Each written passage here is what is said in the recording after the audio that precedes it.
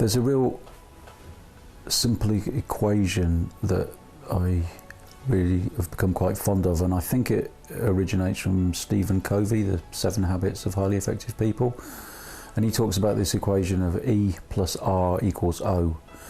So that's event plus response equals outcome.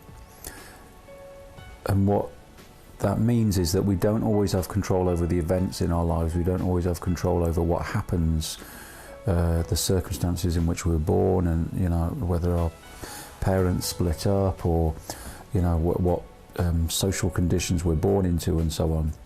But what we do have total control over is our response to that initial start that we have, that starting place. And the response that we have to the events will determine what the outcome is. So this is something that I endeavour to impress on young people, that they have total control over their response, how they respond to the things, to the circumstances that they have in their lives. And I think it's really important to distinguish the difference between a response and a reaction. So a reaction is kind of like a knee-jerk kind of reaction, where it's almost like automatic, a reflex, which often happens in a kind of emotional state. If somebody triggers you emotionally, it's easy to sort of react emotionally back. But the key, I guess, is becoming a bit more mindful and a bit more self-aware, and that when something happens or something arises, or you find yourself in a situation, that you pause and then decide on the course of action that you'll take, or what you're going to say, or what you're going to do, or however it is that you're going to respond to that situation. So I think that's really key for empowerment, because so often there's this kind of idea that, all this stuff's happening to me and there's nothing I can do about it. But yes, it's true, sometimes there is stuff that happens and there isn't anything that you can do about what's happened, but you can often, or maybe always, pretty much have total control over how you respond, and that will determine the outcome. And I think this does need impressing on young people, or not impressing, that sounds a bit forceful, but sharing with young people, because as a child you're kind of in the passenger seat. If we use the metaphor of driving a car, you're in the passenger seat, and your parents, or your carers, or whoever it is that's in control, that's in the driving seat, decides where you go. But as you become an adult, I think that there's a transition where you kind of like shuffle over into the driver's seat, and you become the driver of your own vehicle. You become the driver of your own life, and you begin to make the choices over where it is that you want to go. So, and that really informed my book when I wrote Stepping Stones in the Mist. I didn't want it to be about what had happened to me when I was a passenger. I wanted and so all the passenger stuff, my childhood stuff I didn't have any control over, was in the introduction very briefly covered. And then in the main part of the book, it was all about when I was in the driver's seat, when the choices that I made. And I suppose for myself, it was through a process of trial and error that I began to see that I did have control. And initially, the choices, the responses to situations were probably pretty crap, and they resulted in rather crap outcomes for me. And when those negative outcomes had happened enough times, there was a kind of like eventually this eureka moment of, I need to respond differently. So, I think that's quite a key to empowerment, just actually understanding to what extent we can be the creators of our own destiny.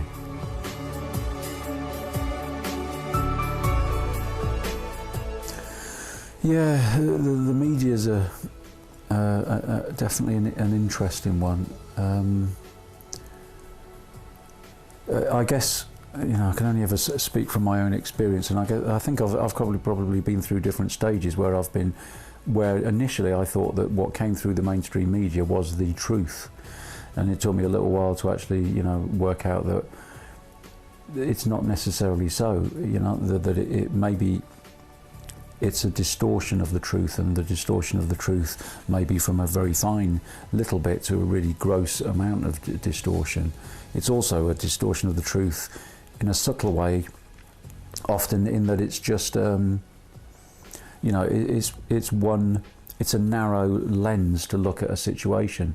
And if you just look at something from one perspective, it's kind of like the context in which we look at something or discuss something impacts, you know, the bigger picture of our understanding of it. So I think it's about understanding that okay, because okay, if I come back to me, the pendulum swung to the opposite extreme, and I said, I'm not watching the news. I don't want anything to do with the media. I don't want to read newspapers and all that sort of stuff, because it's all rubbish, and it's all you know, full of negative stuff. But then I guess I found that the pendulum found its middle place eventually, in that I like to be reasonably in touch with what's going on in the world and what comes through the mainstream media, but from a detached perspective, so I can watch it and observe it with curiosity without this kind of emotional addiction to it, and kind of like you know, watching it, listening, reading from a perspective of this is the total truth. I know that it's just one little piece of the truth, so then the fear is greatly diminished that is kind of generated by lots of the sort of negative stuff that comes through the media. I think perhaps one other thing that's key is to balance out where you get your information from. As I say, I think the mainstream media is largely about fear. People are a lot easier to control and so on, if they're scared and if they're fearful and if they're separate and if they don't trust their neighbour and so on. So it's good to tune into other sources of information. And these days we have the internet, we've got the World Wide Web, and then in a way we're saturated with information. So it's been selective about the kind of what is it, smorgasbord? I'm not sure if I can say the word, but this kind of, you know, selection of different areas that we get our information from about what, because that will inform our picture of what the world is like. So, you know, there's all sorts of amazing, because there is all sorts of beautiful stuff going on in the world that doesn't generally get, you know, make the mainstream media. But I'm increasingly aware that there is this massive growing network of people, of individuals, of organisations that are doing incredible work. You know, I guess it's summed up by one of my favourite quotes of the moment, Rumi's. There are hundreds of ways to kneel and kiss the ground.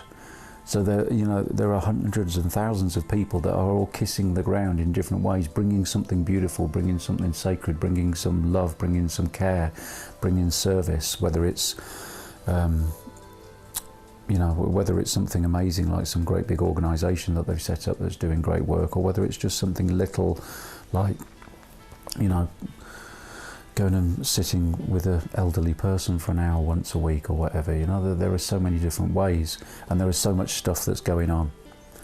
So I guess, you know, coming back to the initial question,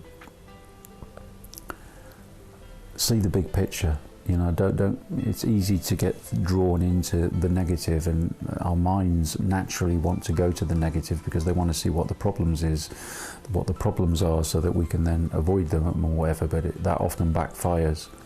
So I think for me, it's about, yeah, it's kind of being a little bit more detached and seeing the big picture of what's going on, and increasing your own discernment of what is the truth and what is not the truth. And because I don't think there is the truth, we have to decide for ourselves what the truth is, and that's a very big grey area. What's true in one moment isn't necessarily true in the next moment.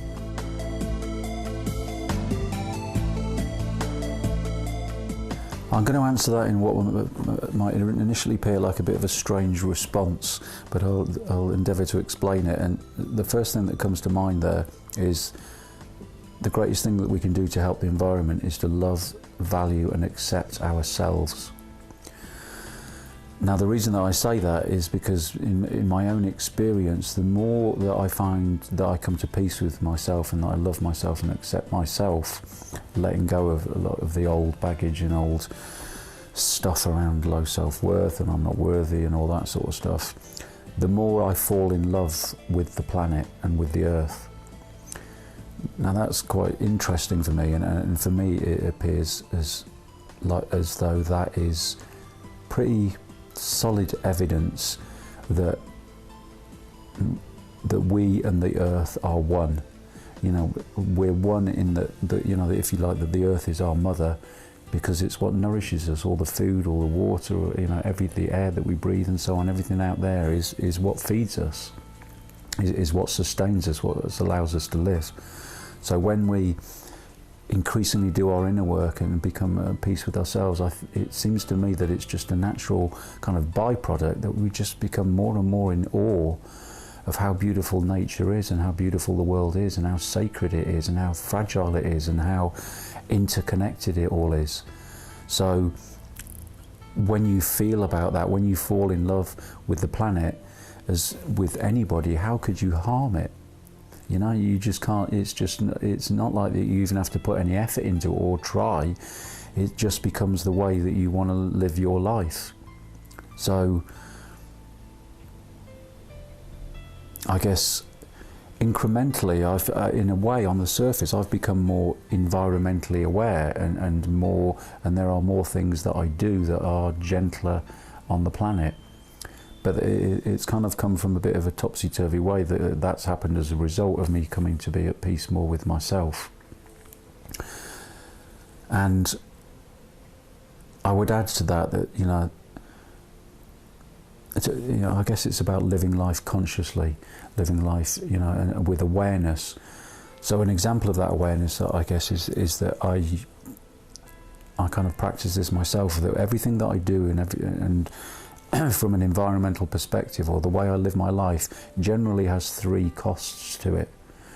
Now, what most people seem to do is that they're only interested in the first cost, which is like if they're buying something or doing something, what is the cost to their own pocket? What is the cost to themselves? So, you know, you hear people say, oh, it's a bargain, like, you know, I got this and it was so cheap, and you know, so I'm really pleased. And me being a bit of an annoying bugger will then kind of say, well, okay, so that's great, but what about the other costs? What was the cost? You know, how did it result in you getting it so cheaply? Does that mean that some child is sat at the other side of the world working in a sweatshop in terrible conditions on to be able to produce that product so cheaply? And the third cost, what is the cost of the environment? You know, what is it made cleanly? How is it able to be, you know, produced so cheaply? Because you know, it seems quite clear that things that are really organic stuff, more naturally produced stuff, is often more expensive. So it's more expensive to your personal pocket, but it's not so expensive on the planet, and it's probably not so had such a negative impact on the other people that are involved in the whole process. So that kind of like thing of just looking at everything that we do has three costs to it is quite, you know, that's quite a good just little practice, I think, to frame taking a little bit more care of the environment. And I know that's tricky, because it does seem that increasingly we have to run faster and faster just to make ends meet and just to stay still. You know, the cost of living, the cost of rent, the cost of mortgages, you know, just to live seems to be getting, well, it's all gone crazy as far as I'm concerned. So it's natural that we have to think of ourselves and think, well, can I afford this? And do I just go for the cheap stuff? But there seems to be this, you know, I think just incrementally, if you can just make little steps and make little changes here and there and just build them into the way that you live your life, then, you know, because it's the usual thing, you know, if everybody makes those little changes, then they add up to massive changes, and they'll have a big impact.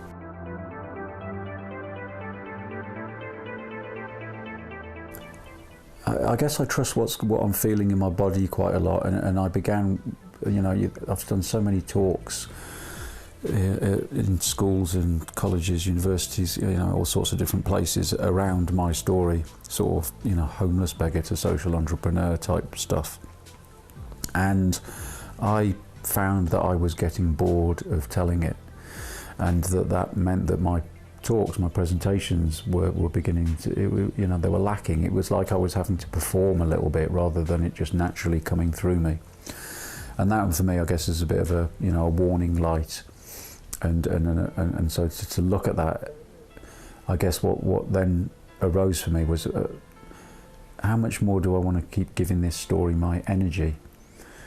Because I guess as my own spiritual practice and spiritual awareness has deepened and arisen within me, there's an increasing understanding that, you know, there are kind of like two stories always running together. There is the story of Miguel, the personality, Miguel, the individual, and his story of what happened to him as a human being. But then there is a bigger story of what's happening, of this spirit, this soul, this essence that resides within this body. So, you know, my belief is that this lifetime is just one little chapter in a very large book or anthology or library. So it just felt that it is almost like it had done its work. I'd done enough of sharing my story, because, you know, I've always been very honest that sharing my story and doing talks has been terribly therapeutic for me. You know, it's just great medicine, because it was all about me owning myself fully and not feeling that there were dirty secrets and there was things for me to be ashamed of, and bringing them out into the light, as well as serving others and helping them to accept themselves more fully. You know, it did great work for me in doing that. So yeah, I began to get bored of it, and I began to see that I'm not sure that I wanted to give it so much energy. And I began to, and I guess it was around this realization as well that what I noticed was, it was a kind of a eureka moment thing where it's like, oh my goodness, there's so much similarity between my own story and humanity's story. And then it all became very, unclear, and clear at the same time. Unclear of what is out there and what is in here, and how much, you know, how can it be that there are so many similarities, and then it arose in me that, well, then it must be the same for everybody else. So, you know, all this kind of spiritual information that I'd had, all of a sudden I could apply it. It was something that had some grounding in my experience, that, yeah, there was this blurring of the division, the boundary between me and what's inside me and what's outside and what's going on in the world. So I guess that became in a way that came later. It's like I saw what was going on in the world increasingly, and I wanted to do something about it and talk about that, rather than just talking about me and, you know, how we as an individuals can become more and can overcome our challenges. If we as individuals overcome our challenges, and we all as a nation, as a race, begin to do that, then what a massive impact that's going to have on the whole planet. So there was these kind of like steps that happened, and I think, you know, the final one was this, okay, because I can be a bit linear sometimes in my thinking, and realizing, well, I can weave my own story and humanity's story together, and you know, and it gives almost a bit more depth. Because what I found was that my own process, if you like, very simply put, of denial, fear, love, seems to be what's happening in humanity's story at the same time. So it just became a really grounded, almost like my life being a metaphor to use as an illustration of what's going on the planet. And the same as I could see that the things that I learned, that I integrated in my own way of being, resulted in my own freedom, that if we can do that as you know, collectively, then it takes us on that same journey towards freedom and liberation and peace on earth, if you like. So the book, yeah, the book is still kind of, you know, it's kind of at the edge of my fingertips here, because it hasn't quite got this last bit where they starts clickety-clicking on the keyboard. But I know what it is, and I need to kind of honour the time and make sure that there's the right space and time for it to do it, because I want to create you know, it's almost like a writer's retreat for a week or two, where I can just be somewhere with no distractions, and just because it's bursting to come out, you know, there's pressure building in me to get it out. And very briefly, the story will be, chapter 1 will be about where are we now, chapter 2 will be about where do we want to get to, how could the planet be, how could life be, how do we create a more beautiful world for the children, and the rest of the chapters will be some of the key components that I see that I've applied to my own life to bring me from there to here. So stuff like simplifying, like rewilding, like shadow work, like just living consciously, balancing the masculine and feminine principles and things like that.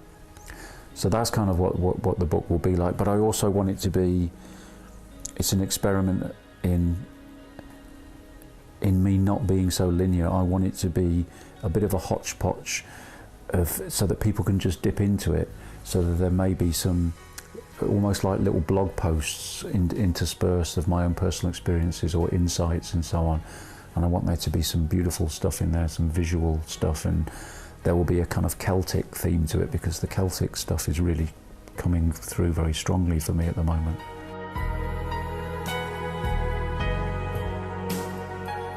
It could be that it kind of continues on incrementally, if you like, getting worse,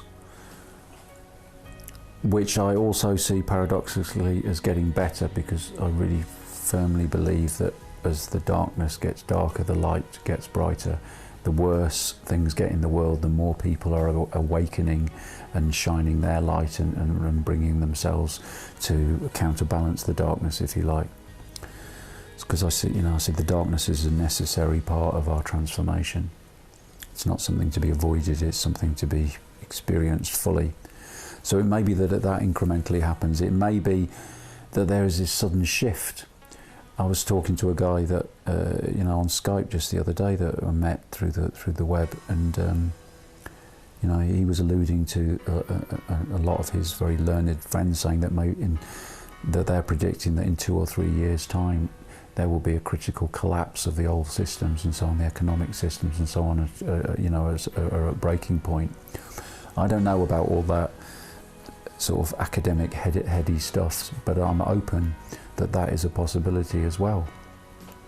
There's also the possibility that something else happens that's beyond our current doors of perception, because I'm very aware of this kind of like quickening that's been taking place in my lifetime, kind of acceleration of time, acceleration of busyness, acceleration of doing, and acceleration of all sorts of stuff. And it's only just recently arisen for me, but perhaps that, because I've been saying quite a lot, we need to slow down. But there's the other side of that may be, what if we're quickening to, it's almost like a high jump, where, no, not a high jump, a long jump, where you have to sort of sprint to get up enough speed and faster and faster and faster, and then a launch. So it's maybe there's some kind of like energetic sort of quickening that's going on, that we're getting faster and faster and faster, and that we'll break through something. So a paradigm shift, a level of consciousness, because I think we have to look at the bigger picture and not just go with what we can perceive with our senses. There may be bigger stuff going on. I'm open to all the sort of extraterrestrial stuff, and the fact that we are, a little tiny dot of rock that's hurtling through space in an infinite galaxy that is exponentially expanding suggests to me that there's probably a bit more going on, than perhaps we're aware of. So I haven't got a clue what it will look like in 10 years' time. It may be that we're in the middle of some sort of, big shift that means that there is a lot of pain and a lot of suffering going on the planet. We're just playing with fire in so many different ways. The nuclear stuff. If somebody presses the button, if somebody forgets to shut something off at a nuclear power station. The environmental stuff of climate, the rising temperatures and the ice caps melting, the sea levels rising. There are already massive shifts. People not being able to farm their lands because of the heat. There's the whole sort of terrorist thing and all that stuff, and kind of war. There's of course the disease and all these viruses and stuff that we're creating, So that doesn't paint a terribly rosy picture, does it? But so those things, I think we have to keep an open mind. All those things are possible, and they may. proverbial may have hit the fan by 10 years time, or it may be about to, or it may be that just things that are incrementally changing. But I am sure about is there will be change, and there is going to be change, and that this is not the pinnacle of human evolution. This is just, my belief is that this is the bit that we will, if we could go into the future, that we will look back and go, how were we lost? How did we get this lost? How did we allow so many on the planet to suffer so much and just turn a blind eye to it?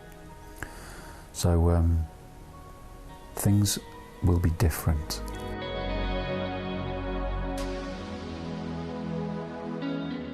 There are always gifts in tricky places, and maybe that tricky place is, and that uncomfortableness is the motivation that you need. It's the push that you need for you to make changes, because when things are comfortable and easy and smooth, then often we don't make the changes.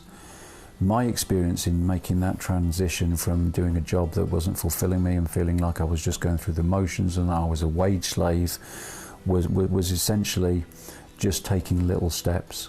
If you can, it's kind of like dig deep inside yourself and find what is your passion, what is it that you love, what is it that makes you feel alive, because that is what's needed in the world. Those are the sort of people that are needed to create the more beautiful world. So find what that is, and you can turn that into something that you will be able to make a living. It may be that you that you reduce the hours that you're doing at the moment. It may be, and start just doing a little bit of part-time stuff of what you love. But have the courage, set your intention clearly inside yourself. What is it that you want? What are you worthy of? Do you not maybe deserve something better than just going through, around on the merry-go-round of paying the mortgage and just making ends meet? Simplify your life as much as you can, because I've been really blessed, because I lived on the streets. I got used to having nothing, and so I've never sort of embroiled myself in loads of mortgages and debts and credit and all this sort of stuff. So the less that has its tentacles into you, the freer you are, and the easier it is for you to make to break free of it. The smaller the shackles are. So don't get yourself into debt as much as possible, and simplify. Don't worry about buying fancy stuff, because that all keeps you tied into that system. And remember that there's also a possibility that money and jobs and all that sort of stuff may not be around that much longer. That's my belief, and that's my hope. I think if we are multi-dimensional light beings, which I increasingly am aware that we are so much more than this human body, then a completely different world may exist, where we don't have to do this ridiculous thing of wasting our precious lives going through the motions of doing stuff that has no value to it, really, that's not really honouring this sacred life experience that we have.